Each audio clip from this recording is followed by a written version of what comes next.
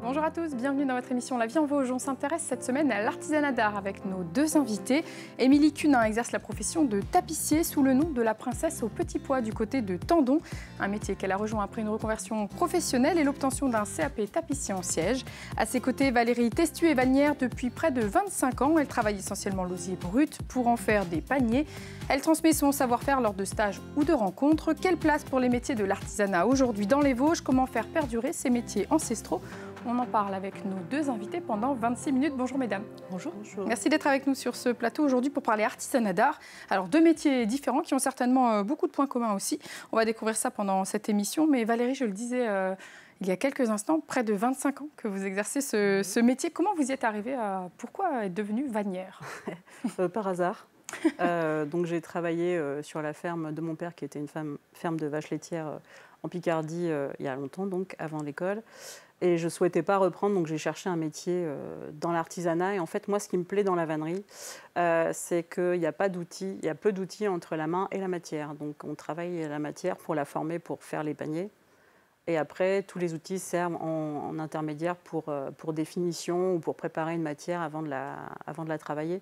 Mais quand on travaille, on a vraiment la main en direct avec la matière. Il y a le contact, vraiment. Exactement. Moi, c'est ce qui me plaît en fait. Et qu'après, il y a peu d'interventions, une fois que le tressage est fini, il y a peu d'interventions qui modifient l'aspect du tressage en fait. Alors on va revenir tout à l'heure sur la fabrication et sur les outils, mais vous êtes passé donc par l'école de Faille Bio, la seule école qui existe en France. C'est encore le cas aujourd'hui? C'est toujours le cas aujourd'hui. Il y a des formations qui existent, mais c'est, on va dire, toujours la place forte, Faille Bio, qui est connue pour ça. Et moi, quand des gens me demandent, c'est là que j'envoie les personnes parce que les gens sont tout à fait compétents pour former les futurs vanniers, quoi. C'est surprenant ou pas de se dire qu'il n'y a qu'une seule école en France?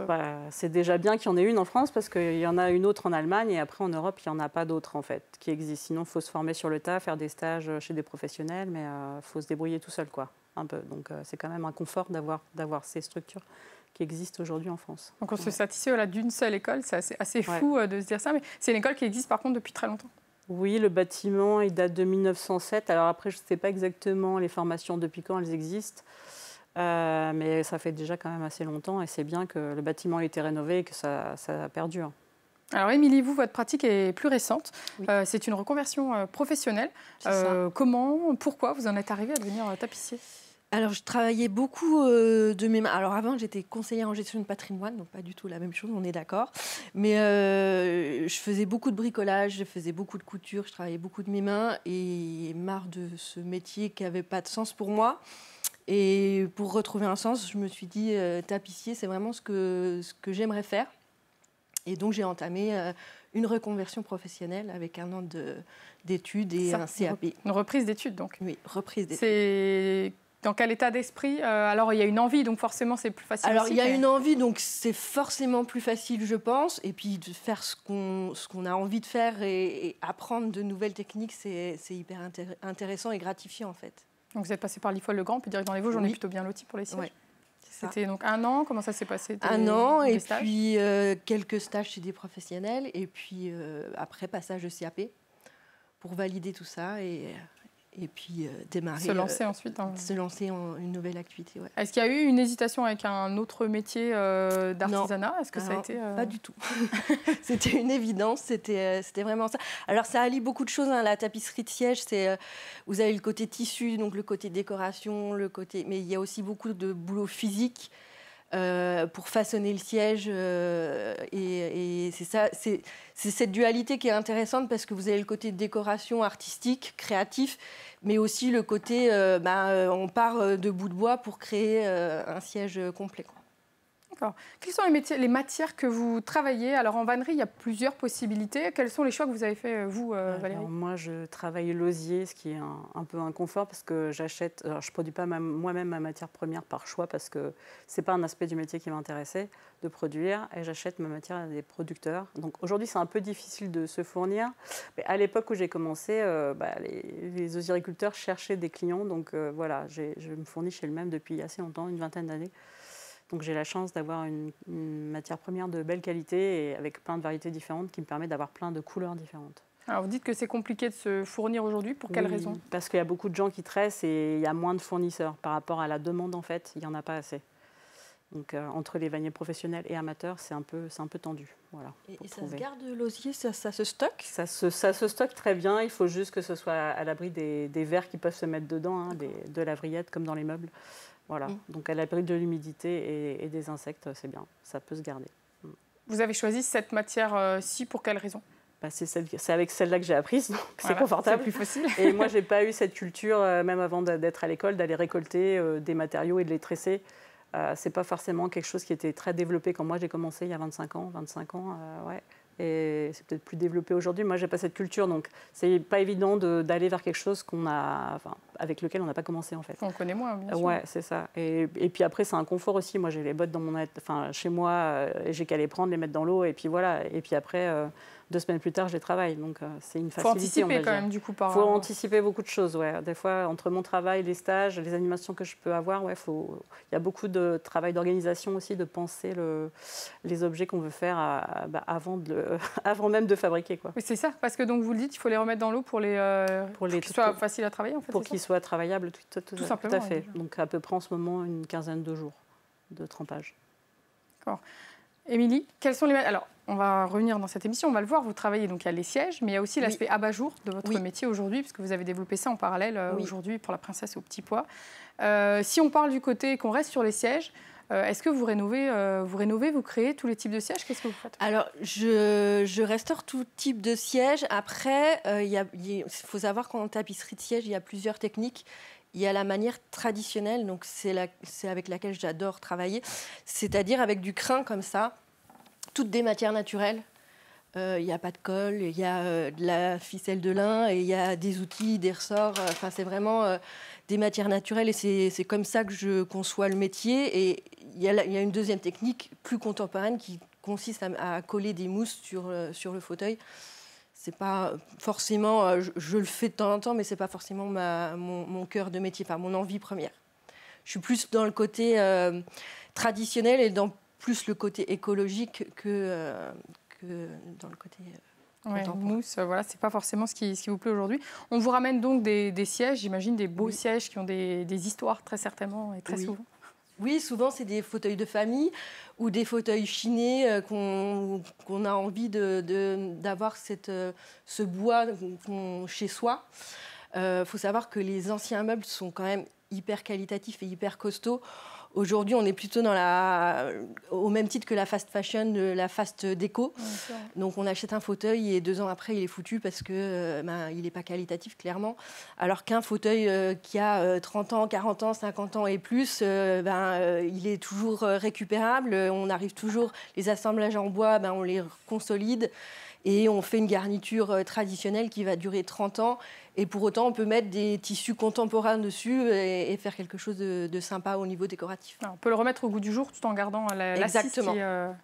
Tout en gardant un meuble ancien et qui dure dans le temps, avec, qui soit rénové dans la manière traditionnelle, quoi. Dans quel état on peut prendre un siège pour le restaurer? Alors, on évite qu'il y ait des petites bêtes dedans. Après, on peut faire appel à un ébéniste pour qu'il rénove la structure en bois, et après, on intervient. On peut faire appel à plusieurs corps de métier comme ça. Pour rénover. Si vraiment le fauteuil est en mauvais état, oui, l'ébéniste, il sait les sauver. Alors, des outils. Valérie, vous nous avez dit, vous aimez bien parce que finalement, il y a la main qui est très, très importante. Il y a quand même quelques outils. Vous nous en avez ramené avec vous quelques-uns. Quels sont les outils finalement un peu phares du métier de vannier? Il y en a peu. Hein. Donc là, il y a la batte. Allez, montrez-nous la batte. La batte, donc c'est pour tasser le tressage. Il faut la mettre un petit peu plus haut, ouais, tout petit peu plus haut. Voilà, comme ça on la voit bien. Donc il y a une inscription dessus parce que celle-là, elle vient d'un. J'ai participé à un festival en Pologne il y a quelques années, et donc c'est la batte qu'on avait eue en cadeau suite à ce festival. Donc c'est assez lourd, hein. C'est un objet un peu lourd. Le poinçon, j'aime bien celui-là, et c'est celui que j'ai depuis que je suis passée à l'école. Donc il est assez fin au bout et il grossit comme ça un peu progressivement, et c'est pour faire la place pour les anses ou les poignets ou pour quelque chose que j'ai à glisser dans le tressage pour faire l'espace. Pour le sécateur, celui-là c'est pareil, on voit qu'il a vécu un petit peu. Celui-ci, normalement tout le monde le connaît, enfin, tout bon jardinier qui se respecte. Et c'est une marque suisse qui est quand même assez durable, donc voilà. La serpette. Celle-là, elle est assez simple, pas très élaborée, mais elle est efficace, elle fait le boulot, donc c'est parfait. Simple mais efficace, c'est ce qu'on Exactement. lui demande. Et puis une pince, parce que des fois, pour tirer, pour faire des finitions, la pince à bec ou pince plate, ça peut servir. Voilà. Le petit kit d'outils qu'il faut toujours avoir soi un peu l'essentiel. Et puis des mains qui... Oui, évidemment. Alors, est-ce qu'on souffre de ses mains au bout d'un moment quand on... Au début, oui. Parce qu'en fait, on utilise surtout les pouces et l'index des deux mains. Et donc, au début, on n'a pas de corne. En fait, la peau, elle devient plus épaisse et on a ce qu'on appelle de la corne sur ces extrémités des doigts. Mais au début, c'est un peu sensible, un peu fragile. Et après, ça se fait avec la pratique. Et alors, avec la pratique, après, est-ce que, je ne sais pas, des douleurs articulaires, des choses comme ça ? Comme tous les métiers manuels, potentiellement. Donc, il faut faire attention avec le temps de se préserver. De votre côté, Émilie, les outils. Alors, vous nous avez montré donc le crin, si on peut considérer la matière plutôt que l'outil. C'est le crin. L'outil du tapissier indispensable, c'est le ramponneau. Donc, c'est un petit marteau qui est aimanté pour pouvoir venir prendre les semences, c'est les petits clous, et venir les planter après. Et on a le tire-crin. Le tire-crin qui sert une fois qu'on a fait notre assise en crin, on va venir la sculpter pour déplacer la matière avec cet objet, donc un tire-crin. Très simple. Ça, c'est un ressort qui permet d'avoir le côté moelleux de l'assise au départ. Et puis, on a cette aiguille courbe qui s'appelle un carlet courbe pour venir sculpter le crin au travers de la toile de jute. On va venir donner une forme à l'assise et qui est différente selon que ce soit un siège Louis XV, un siège Empire. Il faut un peu connaître l'histoire de l'art pour pouvoir adapter la forme du siège à son époque. À son époque, forcément. D'accord. Quelle place il y a pour la création personnelle, finalement, dans votre métier ? Alors, j'avoue que j'aimerais en faire plus, mais les clients d'abord. Donc, c'est vrai que c'est un peu compliqué de trouver du temps pour créer. Mais alors, par rapport aux abat-jours, on a aussi de la création qui est plutôt sympa, même si... le métier d'abat-jouriste, c'est d'abord faire des créations sur mesure pour les clients. Si vous avez un pied de lampe que vous avez hérité, l'abat-jour est cassé ou vous voulez changer l'aspect de l'abat-jour, on peut tout à fait faire quelque chose de sur mesure. Et on peut faire des choses très contemporaines avec ça. Donc l'aspect créatif, oui, j'aimerais en faire plus. Mais pour l'instant, c'est priorité aux clients. Et les clients ne vous laissent pas carte blanche, c'est vraiment, ils ont une idée très précise. Alors, je les conseille en fonction de leur intérieur par rapport au tissu, souvent. Mais non, ils ne me donnent pas carte blanche. Il faut quand même que ça s'adapte à leur intérieur et que... Bon, après, tout dépend du style que vous voulez apporter.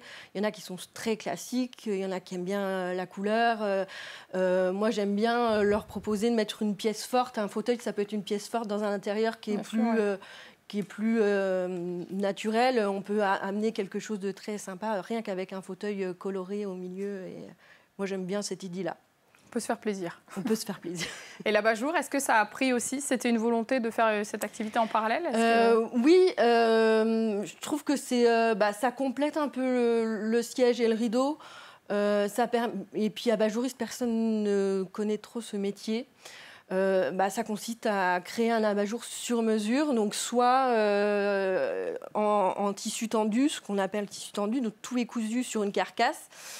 On peut doubler l'abat-jour, on peut faire plein de choses. Soit avec du polyphane, donc ça c'est des choses plus classiques, mais c'est pareil, on peut se faire plaisir avec des choses décalées. Et on peut se faire plaisir dans la forme parce que on peut créer des carcasses sur mesure. Je peux dessiner une carcasse et demander au carcassier, j'aimerais bien ce type de carcasse avec telle dimension. Donc tout est possible en fait. Et c'est ça qui est sympa. De votre côté, la création, Valérie, forcément, on se fait plaisir quand on crée un panier, on l'imagine. Oui. Est-ce que c'est vous qui proposez? Est-ce qu'il y a des demandes? Comment ça se passe? Il y a les deux, mais je reste quand même plus sur l'aspect panier utilitaire, en fait, donc qui va vraiment servir dans un quotidien. Et donc j'ai ramené ce modèle-là particulièrement parce que c'est un peu ce que j'aime faire aujourd'hui, c'est mixer l'aspect plus traditionnel qui est la base, la manière dont c'est fait. On voit le fond à l'intérieur, le fond est plat, donc on peut mettre des choses tout à fait dedans. Et le côté un peu plus poétique de l'entrelac qui finit l'objet et qui apporte un côté plus moderne au tressage. Aussi avec l'aspect osier brut qui ramène de la couleur. Alors quand vous dites fonctionnel, enfin des paniers utilitaires, pardon, oui. C'est à côté de vous, il y en a un autre, on parle de panier de cueillette, c'est ça? Ici, ça s'appelle une charmotte et je ne sais pas si on voit, mais il y a un creux ici, donc il se porte sur le côté ou devant, il se porte avec la bandoulière. Attention juste à votre micro. Pardon. Et donc il se porte en bandoulière et c'est pour aller à la cueillette des cerises au départ. Mais certains vont aux champignons ou au jardin. Toute cueillette, ça fonctionne très bien. Voilà, donc il y a vraiment une possibilité, il y a différents types de paniers, des gros, des très petits, on est vraiment sur... Ça dépend de l'usage qu'on veut en faire, où on veut le mettre dans son intérieur, la place qu'on a aussi dans son intérieur. Et le temps de fabrication d'un panier, typiquement ceux qui sont là, sur celui-là, je vais être à peu près sur 4 heures de travail, mais aussi parce que je tresse depuis longtemps, 4 heures aujourd'hui en fait. Oui, peut-être qu'il y a 10 ans, c'était 2 heures de plus. Peut-être pas, mais voilà, il y a 10 ans, je ne faisais pas encore des comme ça. J'ai commencé ces types de fabrication au moment du Covid parce qu'à force de faire les mêmes paniers, je me dis ça serait bien de changer. Et donc voilà, celui-là, il est né à cette période-là en fait. Il y avait du bon quand même. Il faut voir le positif. Il n'y avait pas que du négatif, on va dire. Alors, être artisan d'art, c'est aussi partager son métier. Émilie, vous avez participé notamment au GEMA. On était venu vous voir à cette occasion, les Journées européennes des métiers d'art. C'est primordial aujourd'hui pour exister dans cet univers, dans ce métier? Non, je pense qu'un métier d'art, c'est d'abord préserver les techniques ancestrales. Alors, il y a un côté créatif aussi, mais pour moi, un métier d'art, d'abord, c'est maintenir les anciennes techniques. Et je trouve que c'est important de les faire connaître parce que les gens qui sont venus à mon atelier lors des GEMA, ils ne connaissaient pas forcément comment était fait un fauteuil de A à Z et ils ne pensaient pas que c'était autant de travail, d'étapes. Donc c'est important de faire connaître ce genre de choses et ce genre de technique parce que la plupart pensent que les fauteuils sont faits en mousse et effectivement la plupart des fauteuils contemporains sont faits en mousse. Mais le crin est quand même une matière naturelle et qui dure plus longtemps, qui est plus pérenne que la mousse aujourd'hui. Donc je pense que c'est important de mettre l'accent sur ces matières naturelles et ces anciennes techniques, ce savoir-faire. C'est un échange qui est important, ces GEMA, c'est vraiment, ça permet d'échanger, de faire découvrir, et ce n'est pas l'essentiel non plus du... Non, ce n'est pas l'essentiel du métier, mais c'est bien de les faire découvrir. Mais aujourd'hui, il y a plein de gens qui veulent savoir comment est fait un fauteuil. J'ai d'ailleurs lancé le stage Ramène ta chaise, donc les gens viennent à mon atelier et je les guide pour refaire leur fauteuil de manière traditionnelle. Et ils sont demandeurs, donc c'est bien de transmettre ces techniques. Le partage, les GEMA, vous y avez participé aussi, d'une autre manière. Dans un lieu, à la Cité du Fer, à Jarville-la-Malgrange. Et donc, on était avec plusieurs collègues. L'idée, c'était un peu de présenter le métier, que nous, on se retrouve aussi entre nous. Et de présenter, j'avais ramené quelques photos, quelques livres sur l'osériculture, comment on arrive à avoir cette matière première. Et puis différents univers de vannerie, parce qu'on n'a pas tous les mêmes univers, et de montrer la diversité qu'est la vannerie aussi aujourd'hui, aussi de ce qui s'est fait. C'est intéressant de montrer différents aspects du métier, bien sûr. Ouais. D'autres initiatives se créent pour partager son savoir. Je vous propose qu'on regarde un reportage justement sur ce partage. Joyeux mélange, c'est son nom. Il est signé Anaïs Gall et Nicolas Brédard. Pendant que certains se font coiffer, d'autres s'essayent à la peinture sur céramique. Un mélange insolite qui séduit de plus en plus de curieux depuis octobre dernier à Remiremont, dans ce salon de coiffure qui accueille les ateliers 2 samedis par mois. C'est des ébaux que je découvre et c'est très joli, les couleurs sont très belles, donc je sais pas, moi j'ai eu envie de faire des fleurs. Voilà. Dans un salon de coiffure. Oh bah alors là oui, c'est inattendu mais très bien. Mais je crois que le coiffeur est lui-même céramiste. Effectivement, ça fait 2 ans que je prends des cours de céramique chez Marie-Christine et cet été donc, j'ai pris la décision d'agrandir le salon en prenant le local avant. Le but c'était pas de coiffer les gens dans la vitrine, il y a le côté un peu confidentiel à l'arrière qui plaît à ma clientèle et à nous aussi. Donc ça a permis de donner de la vie à l'espace quand elle vient faire ses ateliers. Elle, c'est Marie-Christine Dumaine, plasticienne céramiste installée à Saint-Nabord depuis 2019. Déjà répandue dans les grandes villes, le café céramique est un concept qu'elle a souhaité tester à plus petite échelle. Donc les personnes choisissent leurs pièces, ensuite elles choisissent leurs couleurs, elles trouvent une idée de décor et elles créent pendant 2 heures leur décor sur les pièces.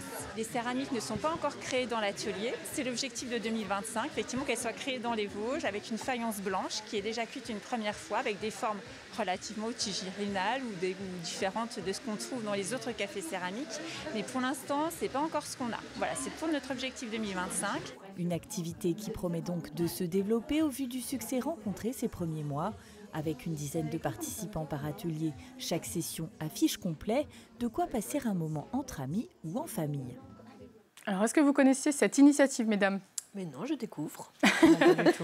Est-ce qu'on pourrait imaginer le même concept pour la vannerie Valérie, est-ce qu'on pourrait aller tresser chez son coiffeur ? La difficulté, c'est que ça prend un peu de place, peut-être plus que la céramique, et trouver des petits objets à faire en peu de temps, c'est la grosse difficulté de la vannerie. Je ne sais pas pour la tapisserie, mais... C'est difficile de trouver même la technique finalement en peu de temps. L'objet à faire et la technique qui va être simple pour que n'importe qui puisse tresser, c'est assez compliqué. C'est pas facile d'accès de prime abord, quoi. Il faut un petit peu réfléchir pour faire des petites choses qui soient quand même intéressantes, qu'on ait un objet un peu intéressant à la fin et qui soit surtout dans un temps très court. Dans un temps très court, oui, c'est ça la difficulté, le temps très court. Alors, un abat-jour peut-être, Émilie ? Oui, un abat-jour c'est possible. D'ailleurs, je vais lancer les stages pour créer cette petite baladeuse là qui peut être très sympa. En une après-midi, c'est possible de faire ça et très bientôt, je lance plusieurs dates pour venir faire ça à l'atelier directement. Ça passe justement, là on parlait de connaissance du métier, de partage, ça passe par des stages, des formations. Vous en faites donc, vous en faites déjà ou ça va commencer Alors, les ateliers à bas-jour, j'en fais pas encore. Je vais les développer là maintenant. Pour ce qui est de la tapisserie de siège, je fais ce petit stage ramène ta chaise, mais c'est sur plusieurs sessions parce qu'effectivement, en 2 heures, clairement, on n'a pas le temps de le faire. Il faut au moins une bonne dizaine de séances pour finir la chaise. Donc, c'est plus sur du long terme. En revanche, l'abat-jour, c'est plus facile à développer sur une après-midi. Un côté convivial, venir faire son petit abat-jour pour amener de la déco qu'on a fait soi-même chez soi, ça peut être sympa. Un moment sympa. Valérie, le grand public, vous l'attirez aussi avec les rencontres du Saule, 13e édition cette année. Ça commencera jeudi. Jeudi, vendredi pour les stagiaires, c'est ça ? Oui. Expliquez-nous un petit peu comment ça fonctionne, ces rencontres. Le concept du festival, au début, quand on s'est dit qu'on allait faire un événement autour de la vannerie, on s'est dit mais qu'est-ce qu'on va bien pouvoir faire ? Et on s'est dit, un marché vanille à Bouxurul, moins de 200 habitants, bon, c'est pas facile de faire venir des gens. Donc on s'est dit, si on fait des stages et qu'après on fait le marché, peut-être qu'on va réussir à faire venir des collègues qui parfois viennent de loin et on ne veut pas les faire venir pour rien, évidemment. Donc c'est comme ça que sont nées les rencontres autour du Saule, donc avec le concept de stage et ensuite le marché. Donc là, c'est sur 4 jours, donc jeudi et vendredi, stage, et samedi, dimanche, marché vanille. Donc qui sont les personnes qui viennent faire ces stages alors ? Les stagiaires, ça peut être un peu tout le monde, des débutants qui veulent découvrir parce qu'ils ont envie depuis longtemps de s'initier, de découvrir la matière, des gens qui tressent déjà un petit peu, qui ont envie d'apprendre des techniques un petit peu plus élaborées, ou des gens qui tressent depuis longtemps, pas forcément des professionnels ou pas d'ailleurs, mais des bons amateurs et qui ont envie d'apprendre des techniques un petit peu plus complexes. Voilà, il y en a un peu pour tout le monde. On essaye d'avoir une grosse diversité de types de tressage et accessible à différents niveaux en fait. Et donc, s'inscrire ? Il faut s'inscrire avant. Tout à fait. Donc il y a pas mal de stages qui sont complets. On lance en général les inscriptions en janvier. Le festival étant en mai, on ne va pas lancer la veille les inscriptions. Bien sûr. C'est trop complexe à gérer. Mais il y a quelques places, si vous voulez aller sur le site solabooks.fr, il y a quelques places disponibles pour débutants ou intermédiaires, avec un niveau intermédiaire. Voilà. Le message est passé, Émilie ? Oui. Et donc, voilà, l'idée, c'était vraiment d'avoir une porte ouverte sur la vannerie. Et puis, voilà, c'est accessible à tous, c'est important de le rappeler. Et puis après, un marché pendant 2 jours, le samedi-dimanche, c'est ça ? C'est exactement ça. Il y aura aussi des petits ateliers qui sont gratuits pour les gens qui veulent s'essayer au tressage, donc avec de l'osier ou d'autres matériaux. C'est mon collègue espagnol qui fera le samedi après-midi, donc ce sera de la feuille de palmier, donc pas du tout de l'osier, mais donc des choses simples, accessibles. Alors peut-être pas aux enfants, mais aux adultes en tout cas. Alors, des formateurs qui viennent d'où Alors le plus loin cette année, il vient du sud de l'Espagne, il travaille la feuille de palmier, donc j'ai un collègue italien, des Anglais pour la première fois qui viennent parce que leur travail est un univers particulier. Et donc c'est intéressant, quand je réfléchis à la programmation du festival, j'essaye de penser à vraiment la diversité des artisans qui seront là et ce qu'on peut apporter aussi de différent au public en fait. Voilà. Jeudi, vendredi, samedi et dimanche. Voilà. Jeudi, vendredi pour les stagiaires, samedi, dimanche pour le grand public pour découvrir. Exactement. Tout ça. Écoutez, on viendra. Merci beaucoup, mesdames. On est déjà à la fin de notre émission. Merci d'être venues sur notre plateau. Merci à toute l'équipe pour la réalisation de cette émission. Et moi, je vous donne rendez-vous la semaine prochaine. Très bonne semaine sur Vosges Télé. À bientôt.